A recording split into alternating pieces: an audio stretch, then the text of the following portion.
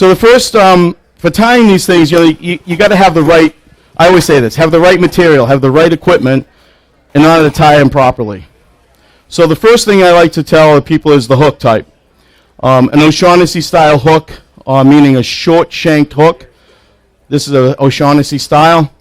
I love to use, this is a 4/0. You can go bigger if you want, but personally I like a 4/0 hook. Stripers, inevitably, they're lazy. They have to turn head first to feed, so they'll hit the head. So the indicators are pretty much when I do any of my patterns, I have in big patterns that eel, the herring, any of the big patterns I have an eye. So I use this 4/0 O'Shaughnessy Eagle Claw L253. You can write that down. The L253 is, to me, the most inexpensive, sharpest hook in the market, but there you can use Gamakatsu, you can use Partridge, you can use it, any flavor. Just make it an O'Shaughnessy shank, a short shanked hook. And you're probably wondering, okay, why is that? Why do you use a short shank? Well, I'm a mechanical electrical engineer, so I think everything from a mechanic standpoint. So in order to get those feathers to undulate, I use this focal point or a datum point for myself where it makes a short cantilever, and that short cantilever allows those feathers to swing and flow evenly in the water. So if you get, I do have my squid pattern, I do put it on a 70011 stainless steel, only because I'd like to get that extra slender body for the squid. But similar things when I tie that, same techniques when I tie my any of the other patterns. And so it's like building a house. These things are very important. The first 3 tips I'm going to give you guys, so you can build any flat wing, anytime, anywhere. Everything good, Jimmy? What? Everything good? Yes, one thing. If that goes out, right, if we're having a problem with this timing out, just shut it off and turn it back on. See right here? Shut it off and turn it back on, and it should be good. Okay, you guys going to tell me because I'm not looking over there. Just let them know. Just let me know. And then just make sure, see that box over there? That box over here? See the red light? The red light? Just make sure the red light's on. Make sure the red light's on? When you shut it off, turn it back on, just make sure that red light's on. Okay. That's all. Red light's on. Well, I should be here. So. I'm going to scream, Jimmy. All right, scream. Scream. Hey! Hey, help! All right, the next thing that's very important is your thread type. I love using uni thread. Do not ever use a monofilament line to tie your flies. The reason is that monofilament is going to cut right through. The techniques I'm going to show you will cut right through the feather. What I like about this thread, when it's relaxed, you can see the fiber. I don't know if you can see that in the screen, see how it opens up, but when you pull it tight, how tight it gets. This denier is very strong denier. Always fill up your thread. Always, always fill up your thread on your hook shank. Reason is it has some biting material. It won't be sliding around that nickel-plated steel hook that we have here. Note to take, L253 is a smaller eyed hook as opposed to an L254, which has got the bigger eye. I love using the bigger eye 254s for nighttime. I'm an old guy. I can't find the tippet to go into the hole. It makes it easier when you have a bigger hole. We all know, right? Yeah, I know. We're all there, right? So it's real cool. So the next steps are really what you need to understand, right? This is what you need to understand. We're trying to put on a 32nd of a thick steel shanked hook a bunch of material that will stay on top, right? Don't fold around, don't do all that stuff that you do when you have a bad cast. Believe me, I have a bad cast sometimes. So we're going to do these techniques. In this pattern, a little bit Bucktail 101. So I don't know if this is a doe or a buck, but I really don't give a shit. Oh, excuse me. Did I say that? I don't care. Sorry. So it's like this. This material, which is God-made, you can see where the sweet spot is picked from here. And down here at the base is where it's a little bit hollow. Have you ever spun deer body? Right? It just goes all over the place, right? Well, this material that's down by the base that attaches to the hide has that hollowness. That's what you want to grab. You want to grab for this first step, you want to grab some of this. So I'll grab some from a tan. I've never seen a tan doe run around in the woods. That would be pretty cool, though. So I grab some tan a pinch, and always, always cut close to the hide. Really close to the hide. And what I do is I take a pinch about, well, it's just a little bit too much, but I'll take about that much. And then I'll grab some of this yellow, because what I see is the American eel has a tannish, yellowish tint to it, almost golden. So I grab about this much, pull out the rats, and then I blend the two together. And normally what I do is I have a nice bottle of Merlot, if it's in the afternoon, or a cab, something from Napa or Washington State. But if it's early in the morning, I like to grab a nice cup of Java, keep myself going, because blending, see the yellow and the tan makes it a little bit golden. And of course this is a little bit too much, this will probably do 2 flies, but I'm going to take about 3/4 of it. Tap it down. You can use a stacker if you want, but I don't like to have too many tools around because I hurt myself. And so I grab the ends, and this is the key. This first cut has to be at an angle, almost so much of an angle you can see the horizontal and see how it's up and to the right, like my 401k or my IRA or my Roth's got to be. You lay it down, butts right straight down on top of the hook shank. See that? And I'm behind, if you can see, I'm right behind my datum point. My datum point is right in front of the point of the hook. Very important. You don't want to go in behind here. You want to stay right in front. Why? You're going to hit the tip and it's going to break the thread. All right, so we're going to move on. Put it right, heel right and back. Come in and do a pinch move. Everybody knows how to do a pinch move, right? All I did was pinch my thread. It's hanging there. I come down once. I go in and do it again, twice, and look, it's riding up. Everyone has a thumb, right? If you don't, I really feel bad. Sorry you had an accident. But you got to take this and you got to push it down and spread it out like a witch's broom, keeping pressure in your left hand. Spread it out. Keep the pressure. You can see how it looks like a little witch's broom. I hold the material, come down, cinch. And I do the same thing, gathering up the material. I come back, pinch it up. So you can see here it's up and it's out. It helps us create this anti-fouling device. There's some guys that come up to me and, you can do this. It just takes away the action. They put a hunk of monofilament and they do a loop. No need to. If you tie this right and you got that material, just the right amount of material, if you could see it there on the screen, see how it's up and to the right and all the way around, not underneath. Key to not get that material underneath. Get it right, sit it on top. Okay? So, the next I like to do is find a nice stiff feather, usually from a cape. And for some reason I don't have my cape here. I don't know what happened to it. Someone walk away with it? Huh. All right, well, I'll just stick one from here. So what I like to do is grab a stiff feather and put it concave up. So I grab the feather that's somewhat stiff, give it a little bit of support, and I measure it sort of so that it extends just beyond the length of the bucktail. And I strip out a little bit of that fluff. But you can see concave up, it's going up as opposed to concave down, hanging down. This will support the feathers going forward. So you lay that in here and I do a pinch move and using the stem of the feather to keep me right on top of the hook, see? And I come back all the way back to that datum point. Everything is nice and secure, so this is the first step. And you still have that fluff there. You can see this is riding up. You can choose a small feather like this or a large feather from a cape. Everybody knows the difference between a cape and a saddle, right? The cape is that protects the bird from what do roosters like to do? They like to go in the hen house and they like to fight. So they're a lover and fighter. But the cape really protects their vital organs. So that is really a bulky kind of feather. The saddle is the rooster's rear end. It tracks all the hens. The hens seem to like long feathers. Alrighty. Alright, so.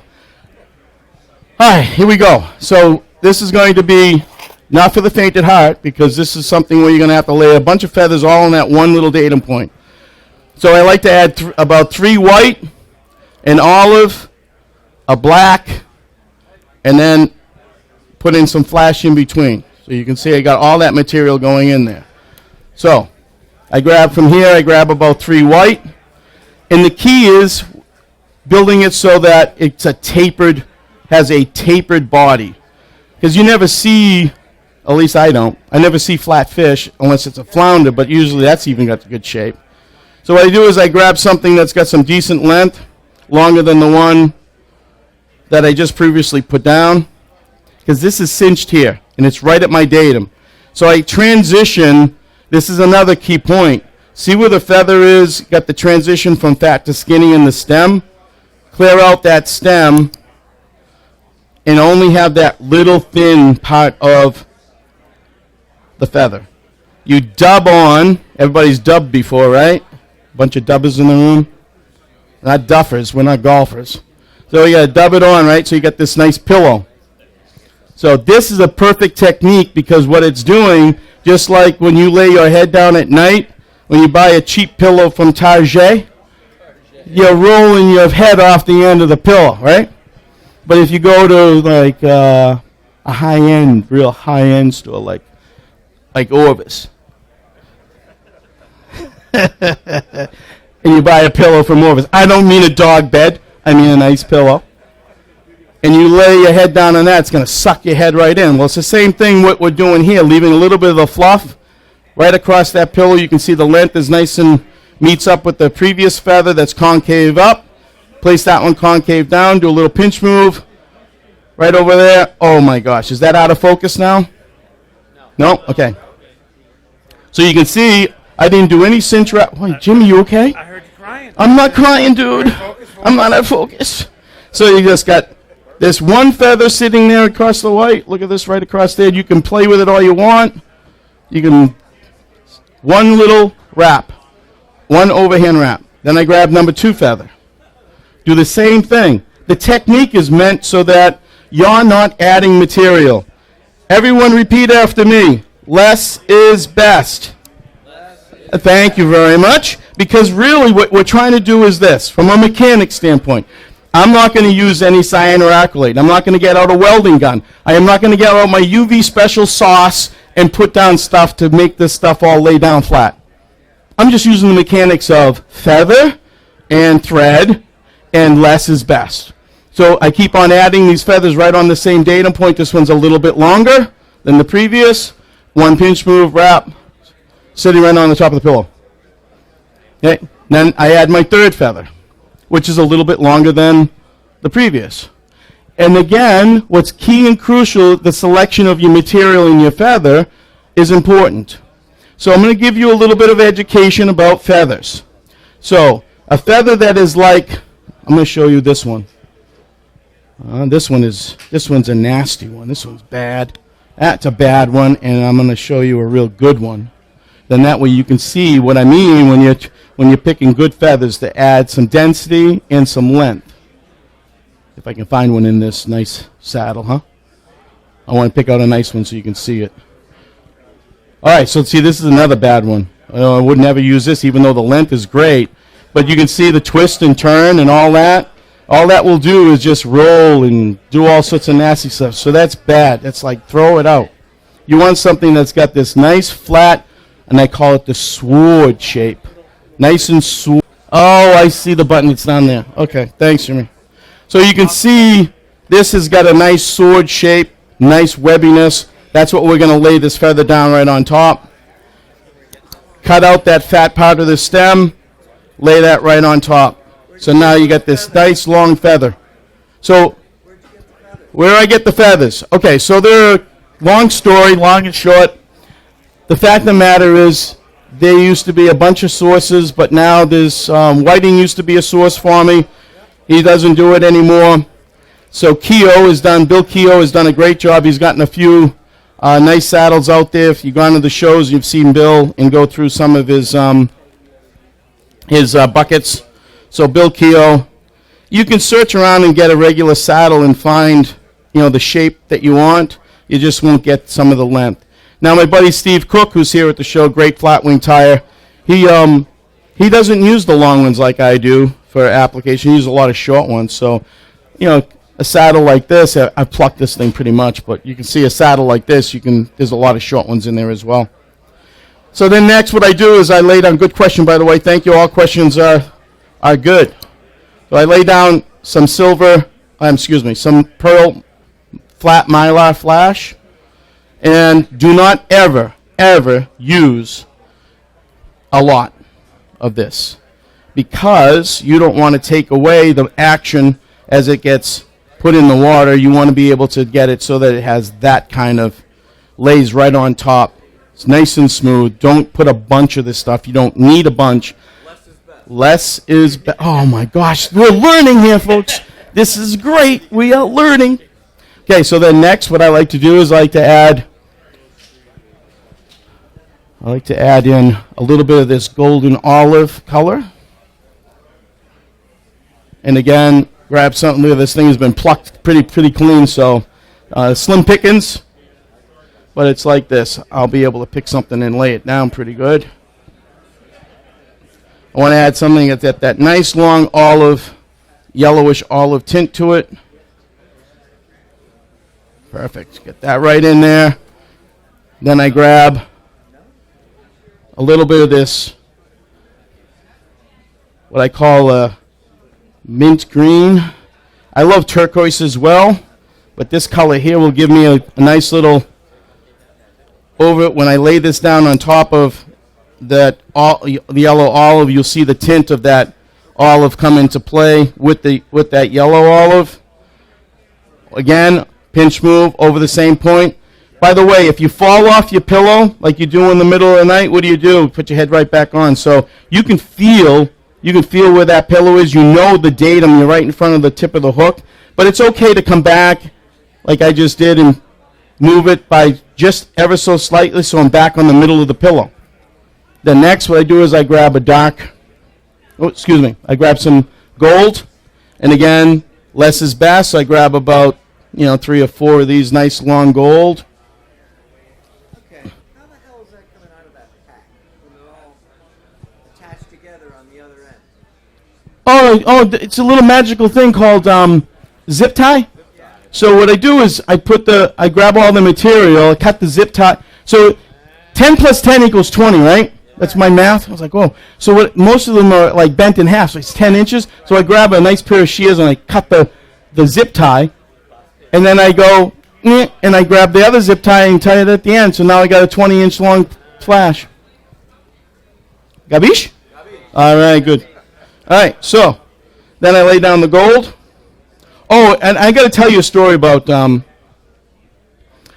peacock curl. I'm not going to use it in this pattern, but never, ever, ever, ever, ever take the cord out of the peacock curl.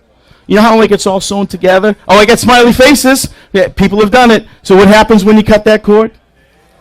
Your kids do go. You cut the cord. Kids do leave. But the hurl just goes everywhere. It just goes blink, especially in the wintertime. Oh my God, static electricity. The hurl just flies all over the place. So never ever cut the cord of the peacock curl. Okay, so I got the gold, and then I add some of this nice, I like using this olive black. It's hard to find. Bill Keogh did this one for me. He did this color for me as well. And he also did a turquoise for me recently. So he does some special dyeing, but you got to go to the shop and talk to him. And that's out in Michigan. So anyway, so I put the black in.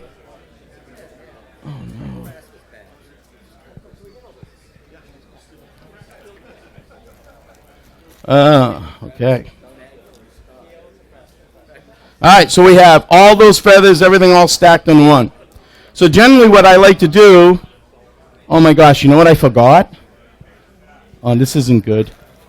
Bill's body braid, it's not here in the table. Oh, this isn't cool. We're in the fly shop. It's at my desk too. Let's see. Yeah, could you go to my desk and you know where it is? Just tell Richie, he's next to me, It's in the side pocket of my Regal bag underneath the table. Sorry, guys. I can't believe this. I forgot one of the most important things I like to use. Tell us more stories. Okay, so I'll tell you another story. Catch any fish with those flies? No, this is the sad part. You know, I catch a lot of fly fishermen and fly ties. I catch nothing with these things. Really? Yeah, good question.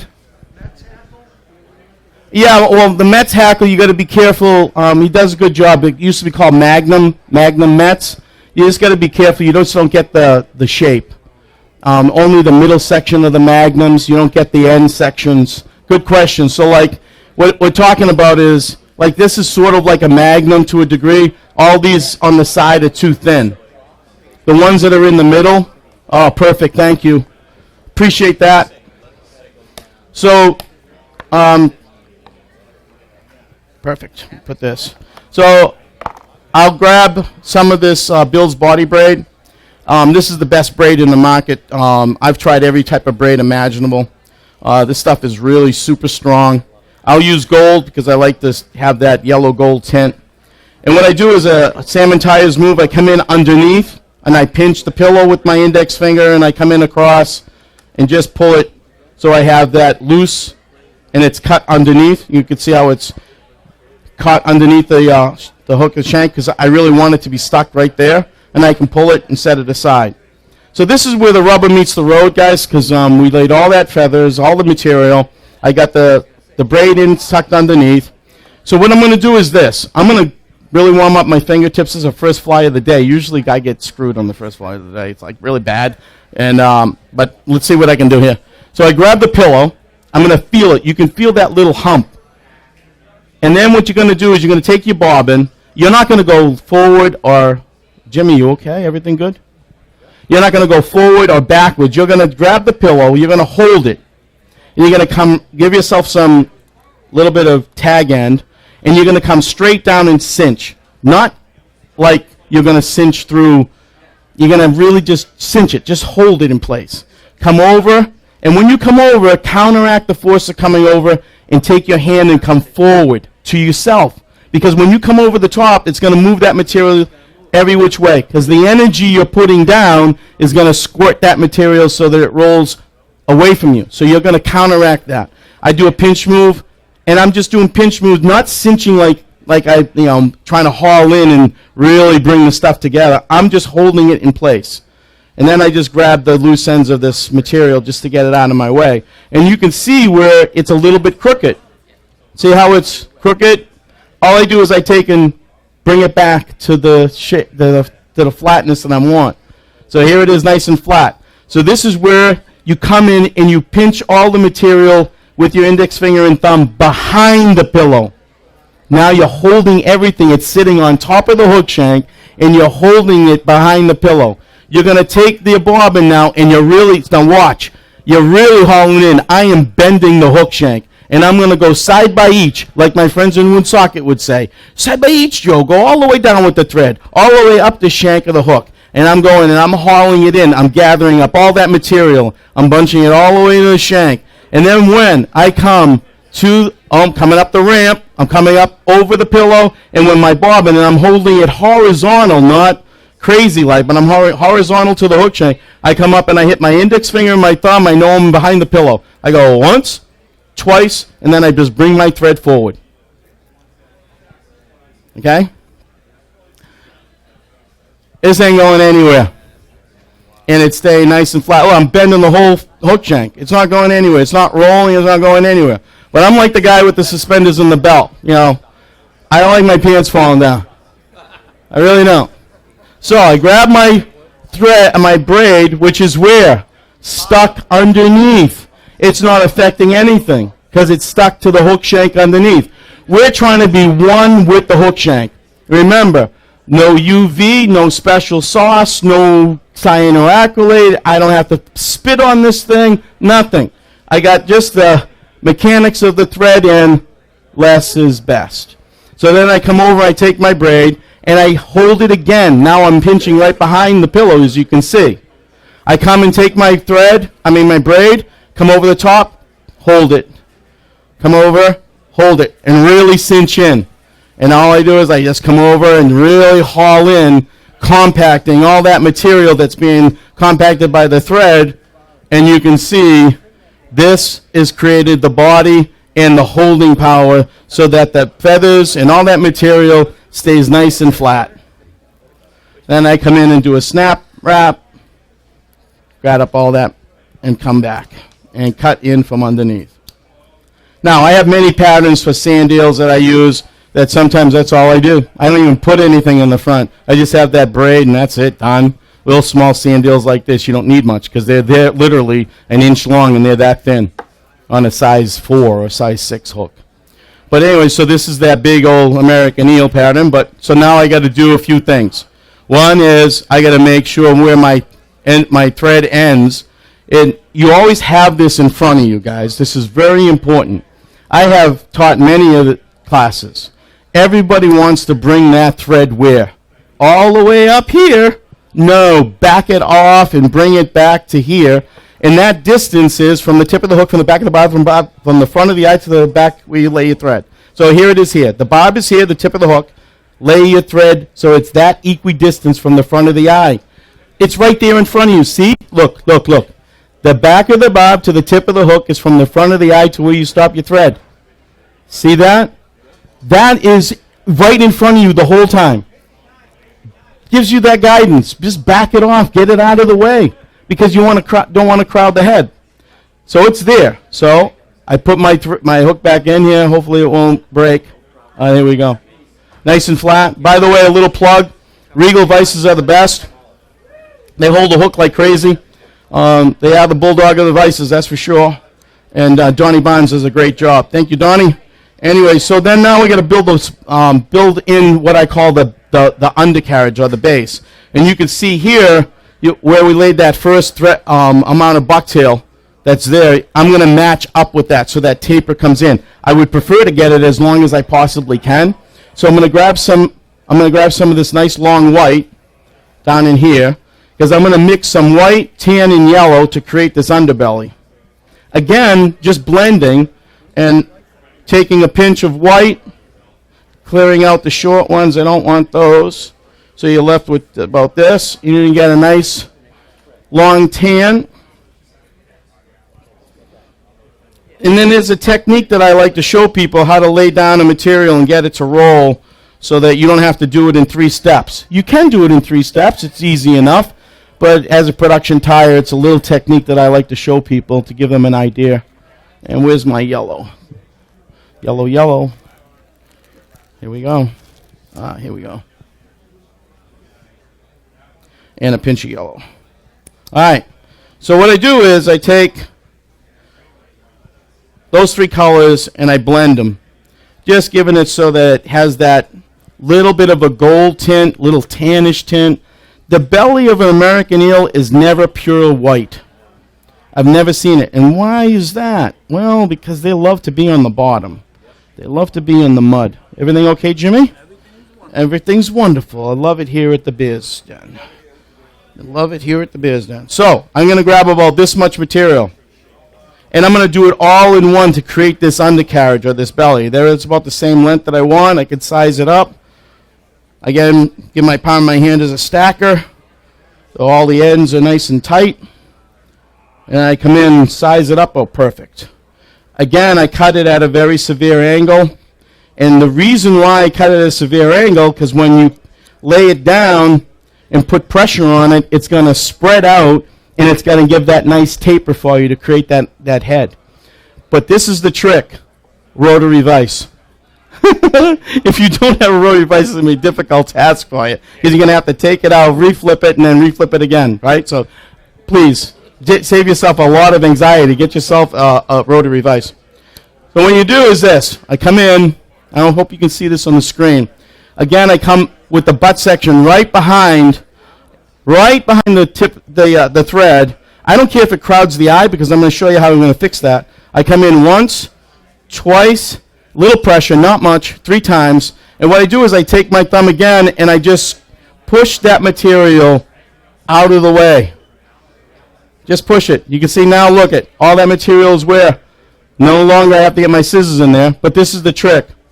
I rotate my vise, keeping pressure, and then I just roll it over, take my index finger and my thumb on top, and then just roll it so that it comes 3/4 of the way around the hook shank. Once I get it to that position, I own the material. I come in and hold behind, and I cinch up. Cinch up. Don't do that. Cinch over, cinch up. Come over, cinch up. And gather all that material. And you can see I gathered all that material with a nice taper. And it created this nice shape. Because of that angle, laid everything flat and laid it so that it spread out evenly on that hook shank. That little technique saves a lot of time. You can do it by adding one on the undercarriage and then 2 on each side. But it's just extra steps. So doing that technique gives you a little bit of room to play with to give you that nice shape that you want. Any questions about that? Anyone have any? Because it's hard to see on the screen, but you got to cut it at that angle, and you got to hold it in place and squish on it from your index finger so that it rolls 3/4 of the way around. Create that head. All right. Next, what I do is create now the head. What I always like to say is this: certain bait fish have bigger head. Certain bait fish that you're trying to mimic, you got to try to create. You don't make a big head for a sand eel, but I would make a big head for my mummy chug, because mummies have that big head. The killifish have big head. American eel, they have a broad, flat-based head, but it's broad. It's got that broad tip to it, right? And your little cheeks, exactly. So you try to mimic it by the amount of material you lay down, right? So that's a little bit of a knowledge base that you'll do by being at the vise. You'll eventually pick it up. I'm good. I love it. So it's like, great. All right. So I'm hoping that if I hit that button every once in a while, it won't time out. Oh, nice. So you're going to have to put something in your watch to remind you to come over. It was 20 minutes and it timed out. Okay. So 20 minutes. So we're approaching that mark. Approaching that mark. So what I like to do is I like to grab some olive bucktail to create a platform, because I'm going to be laying down 3 feathers on the head to create that shape. And then I'm going to show you this. Where is my stuff? Okay, 1 and 2. Okay, and we're good. All right, so what I do is I grab this is too much, but I just cut it. And anyway, so I grab about that much olive. And what I do is I try to get the longest of the bucktails, just because I want to give it a good base. I don't need much. Again, I want to get it to flare up. And I don't like to use the base of the bucktail because it flares too much, but I do like to use a technique where I get it to flare and stand up on end like this, because I want to create that illusion of a bigger head. So I got it to stand up, and I don't bring my thread back, just forward, and just get that material just to sit so that it stands up. I want to be able to see a space between the hook shank. You can see it here, that little space. I want to create that illusion of creating that hump or that flat head that they have. Next, I want to grab some of this darker olive, sort of like a mutated olive, and I grab something to blend in with the other colors that are in the tail to bring it all together. Again, I grab something that has a nice sword shape, but the trick that we use here, same thing, we add a pillow, but what we're going to do is, same thing that we did with adding the other pillow, the other pillow, I'm going to do a smaller pillar, much smaller, so that it doesn't make the feather roll too much, but I want it to basically grab the feather without the fluff, just the bobules of the feather alone, as you can see here, just the bobules. So I come in, very much softly lay just a 1 wrap to hold it in place, and you can see I can pull it, I can put it on center line, because you can see the center line of the hook shank, and you just lay it right on top. And then I'll grab some of this nice big olive. Where is this? Oh, here it is. There's that. Okay, perfect. So I'm going to grab a nice long mint olive.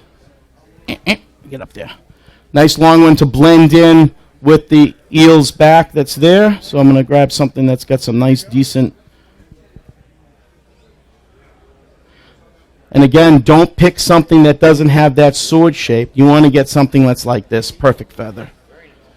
So you can see the sword shape, and it blends in. It'll bring in and blend in that other green in the back. It'll pull everything together. But I remove the fluff. I get rid of the fluff, so all that's there is the bobules of the feather itself, and I lay it right on top. One little wrap sits right on top. Then I grab what's called pearl web. I get this from Fly Tier's Dungeon. And the difference between regular flash, mylar flash, and pearl web flash, it's got this kinkiness to it. I know. Why you want to be kinky, I understand. But I grab a little bit of this kinky flash. See how it's kinky in there?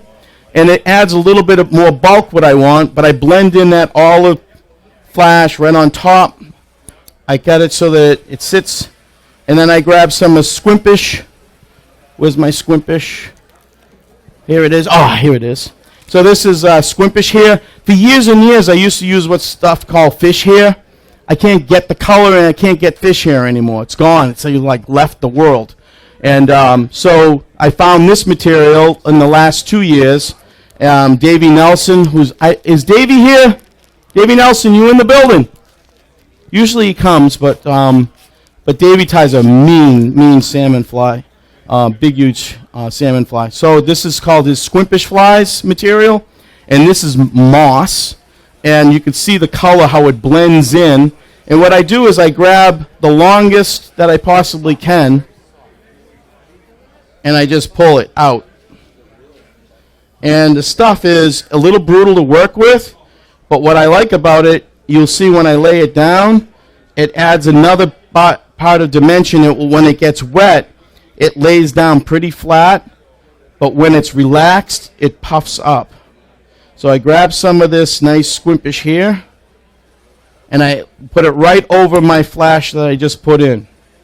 So you can see how it blended in. That moss color blended right in, and I come in right over the top, do a pinch move, and my feathers haven't moved because why? The pillow is holding it in place. And then lastly, I add, where is it? Where is my tan? Oh, here it is. Then I add some tan, a nice tan on the top. And I make it a little bit shorter. Not so long, because I want to get that nice dark head. Perfect. And again, you want to pick something that has a nice sword shape to it. Sometimes I'll add my turquoise color to it. I just don't have the turquoise with me. But I remove the fluff. And again, right over the top. You can see now how it all blends in. The tan that was from the back side now pulls everything in. Make sure you get a pinch move, and you can see I can move it, get it aligned right, so all of them aligned, all sitting nice and flat. I come in and I hold, feel the pillow, give it a soft cinch, counteract coming over the top, softly. Again, make sure all of them are lined up perfectly. Then cinch, come over, grab that material, clear it out. And then all I do is I hold it and grab just the tips that I just cut and really haul in. So I'm grabbing the tips, not back where I laid it down, and I come softly behind and create that nice big head. Then I grab some of this wonderful stuff called jungle cock. A little bit of a tip, please, when you're home and you're trying to find out where can I get jungle cock, do not Google jungle cock, please. Especially when you're... Don't. All right? Especially when there's, kids around and your wife around. It's like, a significant other. Because it really is embarrassing. Because what comes up on the screen is not something you want to be proud of. Right?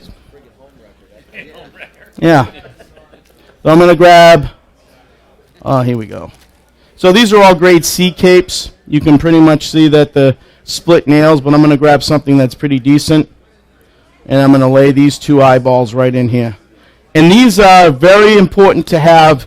Always select them side by each, all right next to each other. Do not pick from one side or the other. God works in great ways, and the way he's done it with birds is that the feathers that sit right next to each other are pretty much twins. You can see those two feathers are twins. And I've never seen a fish or anything with two eyes that are different sizes. Never have.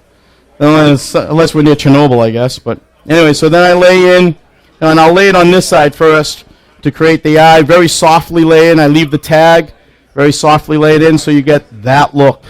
You get that nice impressionistic look of a big eye. And I come in and do the front thing on the front side.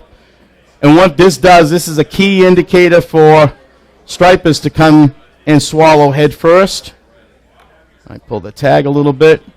Softly, about 4 wraps coming forward to grab the tag, and then I clear out the tag. Because it is a feather, and if you put any pressure on it, it's going to do what? Boink. It's going to go flare out, and it's going to stay like that. So what I do is I come in after doing those soft wraps, pinch and tag in those little tips, and we are done. So right now, from a standpoint of all that material, I'll Mattarelli finish it with a nice big head, and you finish this off with some head cement or wax or whatever, but you got yourself on a 4-aught hook about a 16-inch bait, which replicates the American eel. So you ever touch up the jungle cock with any wax or? No, I do it with wax if the nails are really bad, and I use the best. I've gone through every imaginable wax in the marketplace. The best is the fluorescent green Wonder Wax. That's the best. Whatever they mix it with, however they do it. I didn't have it for years and years. God rest his soul, Jack Gardside saved my butt one year. I was like down to my last wax, and he gave me his jar. He gave me his canister back about, I don't know how many years ago before he passed away. But yeah, so now they put it back on the market, so it is available. It's called Wonder Wax. I've used every wax. I've called wax companies. They've sent me beeswax, wax with special composites, and I've tried everything. But really, simply, pay the $17 and buy the wax. It will last you guys a lifetime. Whereas for myself, because I use it all the time. But that's how I fix, good question, thank you. That's how I fix the grade C jungle cock nails. But you can see here, it's about a 16-inch long bait. And when you let this thing swim in the current on the bottom, it is deadly.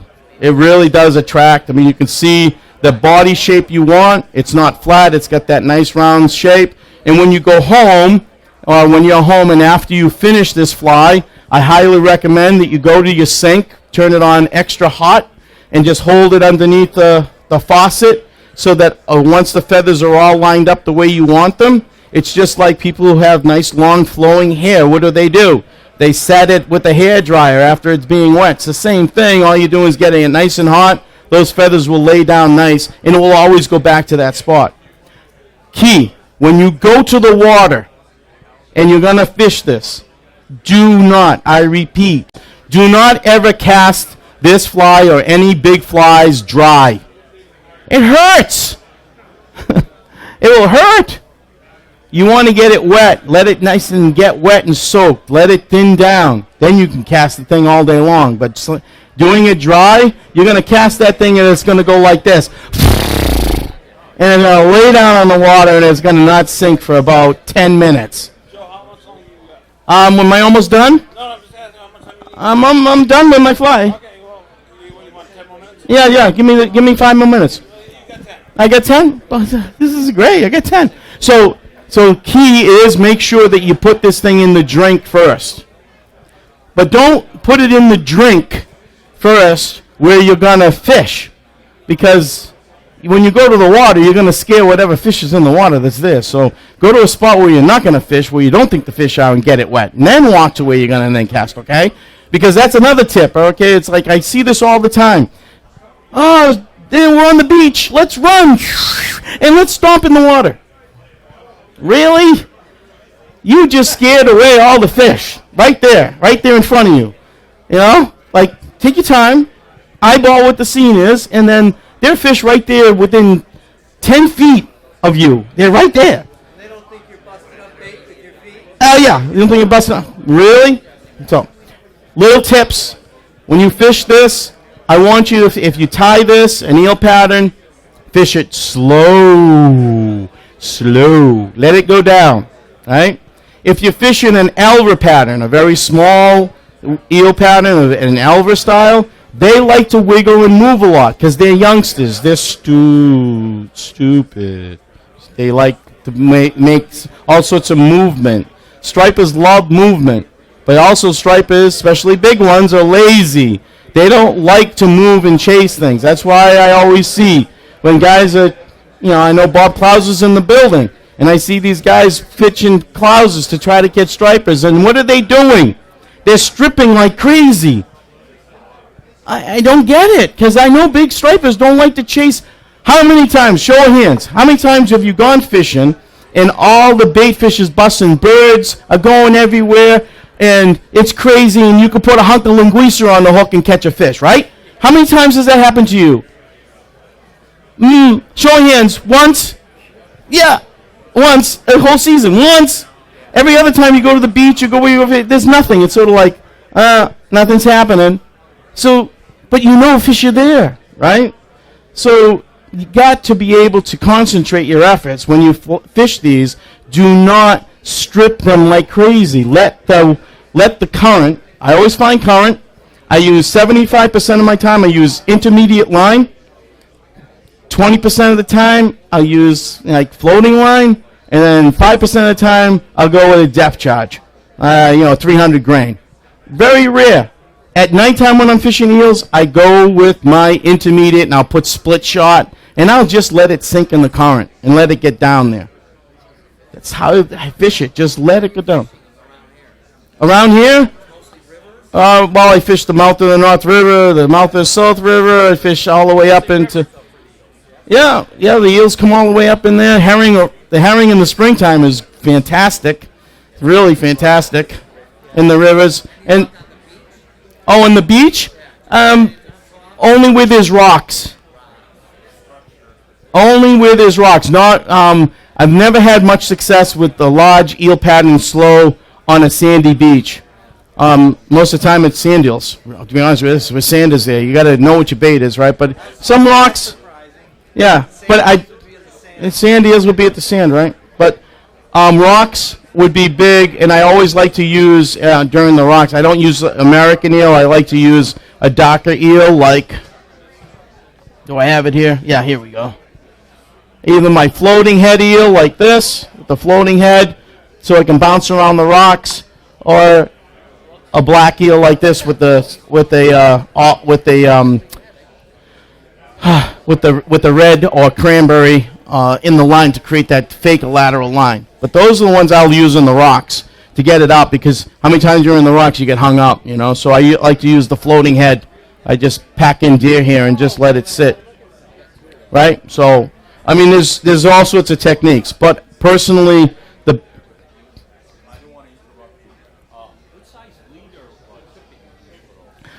great question. So, when I'm in the rocks, I use a 40-pound tippet for when I'm in the rocks, right? So, because it's the abrasiveness, and it's fluorocarbon, and the tippet's about 12 inches long. And then I'll go to from 40 to 30 to 20, and then right to my line. And it'll be about 10 feet, 9 to 10 feet long, total. Wait, you mean a 40-pound butt? No, the tippet goes right here to the front. That's 40 pounds. Okay. Right there when I'm in the rocks. It's a shock tippet, yeah, because it's gonna take abuse. Especially like when you're in, like where I am, there's a lot of mussel beds, there's a lot of clams, razor clams. I don't like using a 20-pound tippet in that area, because you run it by the cross, it's going to nick it, slice it. Even the slightest nick in a fluorocarbon, and every once in a while, feel your tippet. Please, feel it along. If you have even a slight nick, that thing is going to break under pressure. It breaks the molecular structure of that fluorocarbon. I mean, it happens. It does. You put that under, especially when you strip set it. That first shock, that thing is going to pop if you have a little bit of a nick. But great question, by the way. Thank you. So when I'm fishing the beach and there's no rocks or anything, I go with a straight 20-pound fluorocarbon. It's usually In the springtime, usually I'll go 16 pounds, but nothing ever smaller than that. Because, let's face it, guys, all right? You had a big fish on, and you got 16-pound test or 12-pound test. Yeah, you're going to have to fight it a little bit longer. In these days, you got to be quick to bring a big fish in. You don't want to kill it. I'm serious. The more you fight a fish, the more the enzymes, the more it's going to break down that fish, and it's going to die. You're going to let it go? Yeah, but it's going to die. You're beating the hell out of it. So I always, from the school of thought, get that fish in as fast as you can. In fact, if I prefer, my preference, I would prefer if I know if I had a real big fish on, I would probably not want to bring it in. I would probably want to just release it. Just knowing I get a big fish in, yeah, it'd be nice. But in these days when we're really trying to be cautious, get that fish in as fast as you can. And if you have a 16-pound test or 12-pound test, even in the springtime when the rats are around, when the little small stripers are around and you're fishing with, 6-weight or 7-weight, which I do, I stopped doing that now because I want to be able to bring the fish in as fast as humanly possible. And keep the fish in the water, please. I know you can see pictures of myself over the years holding a fish like this, which is wrong because you're going to break a small fish's jaw by trying to get a picture. Little things like that I've learned over the last few years how important it is. I've talked to some biologists. When you hold the fish by its jaw and you hold it like this, you never hold them up and try to turn them because you're going to break its jaw. Little things that I've learned over the last few years that have become somewhat, I'm more cognizant of, and try to release your fish in the water if you can. Sometimes it's hard, and I always pinch my barb. I'm done. Oh, question? For peanut bunker, is this technique applicable? Yes, very applicable. So for peanut bunker, what you do to get that larger profile, what you do is, as opposed to bringing your thread, is you cut the angle of the bucktail to create that large profile like I did earlier. Do not bring your thread back and lay it down. Just leave it so that it flares. Make it so that it comes a little bit wider. One tip, whatever's in your vise, whatever you see in your vise, that shape that's in your vise, that's what it's going to be in the water relaxed. Seriously, if you look at what you have in your vise and you take a mental picture and you lay that thing in the water and you just leave it, don't strip it, just leave it, that shape is what you're going to have in the water. How about tiny things like cinder worms? Oh, cinder worms, great question from the back crowd. So cinder worms are one where you want to get that bulkiness, but yet that round cylindrical shape and short. So do not ever lay your material so that it does flare. Give it so that it's less, and then build it up to create that round shape, especially if you're using bucktail. And what I generally do for the body for my cinder worms, I palmer in a feather, specific size to make it look like a woolly bugger, but make it orange or red or brown and red, blend it together, and just palmer it along. It creates that nice cylindrical shape that you want of a cinder worm. And guess what? I don't make it long. I just use the shank of the hook for the body, and I put a little bit of black bucktail or dark brown bucktail on the end. Good question, by the way. Not many people fish the cinder worm hatch, but if you ever go down to Potter's Pond in Rhode Island, phenomenal. It's just a phenomenal. Everybody knows Potter's Pond. I'm not giving up spots. Come on, seriously? We're going to help the people here. Come on.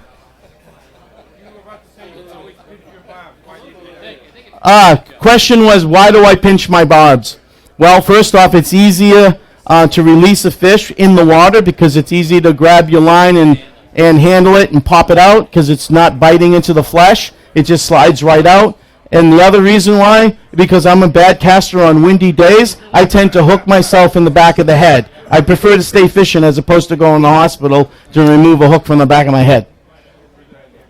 Yeah, because once you cinch, believe me, one year I was on the vineyard, the wind was blowing, the waves were crashing, and I double hauled, and the wind came, and the wave came and drilled my fly right into my top of my knuckle. My hand blew up like crazy. It was embedded in. I showed it to my brother. I go, can you help me? I thought he was going to faint. It was buried all the way down. Well, we just pulled it out. No, do not, because when you strip set it, keep the pressure on. Yeah, not many, even when I take clients fishing and I tell them, keep pressure on, keep your pointed rod down towards the fish. You keep the rod down, keep pressure, it won't come out. Good questions, though. These are great questions.